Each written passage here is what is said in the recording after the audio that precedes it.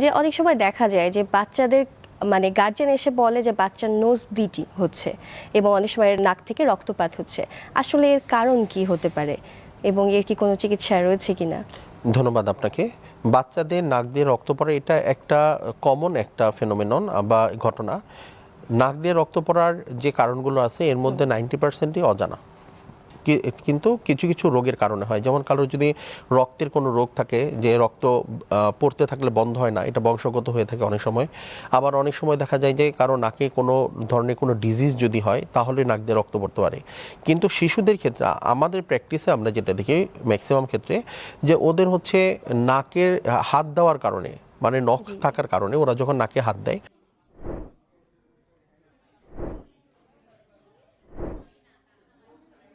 তখন এরকম হয়। আবার কিছু শিশু যাদের যেমন বললেন আপার রেসপিরেটরি একটা ইনফেকশন থাকে, টনসিলাইটিস থাকে, সাথে যদি সাইনোসাইটিস থাকে, তখন নাক সবসময় বন্ধ থাকে ওদের। ওরা নাক ঝাড়ার চেষ্টা করে, নাকের উপর প্রেশার ফেলার চেষ্টা করে। তখন দেখা যায় যে আমাদের নাকের যে রক্তনালীগুলো আছে এগুলো অনেক সময় এইগুলো ছুটে গিয়ে হালকা ব্লিডিং হতে পারে।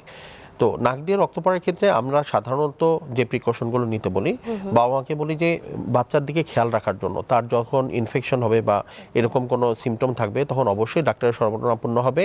আর যেসব বাচ্চাদের নাকে হাত দেওয়ার প্রবণতা থাকে, বাবা মারা যেন ওই বাচ্চাদেরকে এই নাকে হাত দেওয়ার যে প্রবণতা সেখান থেকে তাদেরকে বিরত রাখার চেষ্টা করে। আচ্ছা স্যার, একটা ফোন নেই।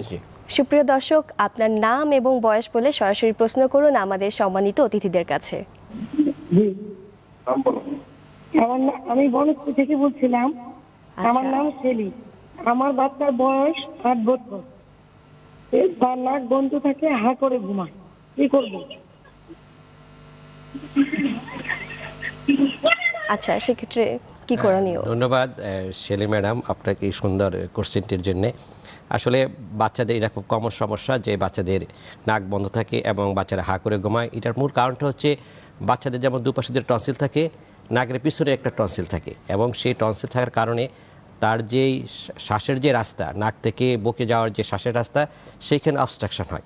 আর সেই কারণে সে হা করে ঘুমায়, শ্বাসটা নিচে চলতে নাক দিয়ে নামতে না পারার কারণে সে অল্টারনেটিভ রাস্তা হিসাবে মুখ দিয়ে শ্বাস নেওয়ার চেষ্টা করে, এবং সেটা যে হা করে থাকে, রাতে ঘুমালে শব্দ হয়।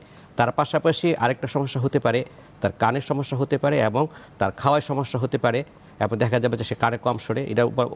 এটা জানা যাবে যখন দেখা যাবে যে বাচ্চাকে ডাকলে খেয়াল করছে না, এবং অনেক সময় টেবিলের সামনে বসে সে সবসময় চেষ্টা করে টিভির মোবাইল সাউন্ডটা বেরিয়ে দিতে, কারণ সে শুনতে পায় না, এবং সে খাওয়া পক্ষে অনেকক্ষণ নিয়ে বসে থাকে। এইগুলো হচ্ছে এই এডিনয়েডের লক্ষণ, এবং এই লক্ষণগুলো যখন প্রকট হবে তখন আমরা তাদেরকে এডিনয়েড সার্জারি করতে বলি। তার উদ্দেশ্য হচ্ছে যে নাকের পিছনে যে মাংসপিণ্ড এবং দুই পাশে টনসিল, এগুলোকে যদি আমরা রিমুভ করে দিয়ে সরিয়ে দিই তাহলে তার শ্বাসের রাস্তা সহজ হবে, এবং শ্বাস নিতে, শুনতে এবং খেতে তার কোনো প্রবলেম হবে না।